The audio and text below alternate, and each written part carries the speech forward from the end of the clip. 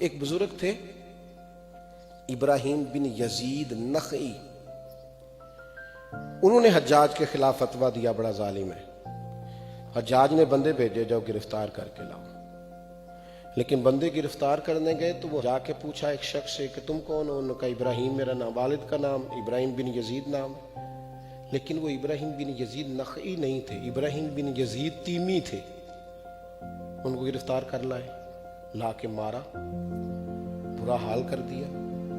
ان کی والدہ کو پتہ چلا تو وہ آئیں، آ کے کہا بیٹا یہ تو نے کوئی جرم کیا ہے؟ کہا اماں جو ہمارے محدث نہیں بہت بڑے، شیخ نہیں، ولی نہیں، درویش نہیں، عالم نہیں، ابراہیم بن یزید نخعی، ان کو گرفتار کرنے آئے تھے، مجھے وہ سمجھ کے لے آئے۔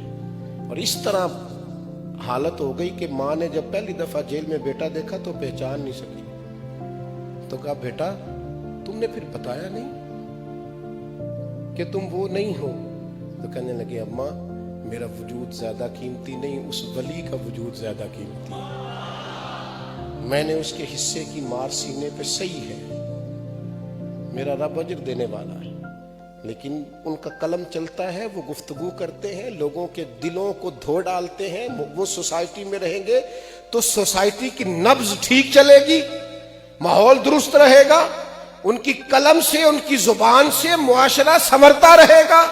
مجھے نخعی کے حصے کی مار کھانے دے، تو بتا تو کیا کہتی ہے؟ تو اماں کہنے لگی پتر پہلے تو میرا بیٹا تھا، اب تم میرے لیے تو باعث فخر بن گیا، تم نے ظلم سہا ہے، حق کے ساتھ تو کھڑا ہو گیا ہے، اور حق کہنے والے ایک عالم کے حصے کی تو نے مار کھائی ہے۔ اتنی زد و کوب کیا کہ جیل میں آپ کا انتقال ہو گیا۔ حجاج بن یوسف کلمہ تو پڑھتا ہی تھا نا، بظاہر تو مسلمان ہی کہلاتا تھا نا۔ رات کو اس نے خواب دیکھی کہ آج کسی جنتی کا انتقال ہوا، کہنے لگا تلاش کرو، ڈھونڈو کون گیا ہے۔ سارا ڈھونڈنے کے بعد انہوں نے کہا جیل میں وہ جس کو تیرے سپاہیوں نے مارا ہے وہی گیا ہے، اس کے علاوہ تو کسی کا انتقال نہیں ہوا۔ شرم سے پانی پانی ہو گیا کہ میں جس کے بارے میں یہ رویہ رکھتا تھا رب نے اسے کیا اعزاز عطا فرمایا۔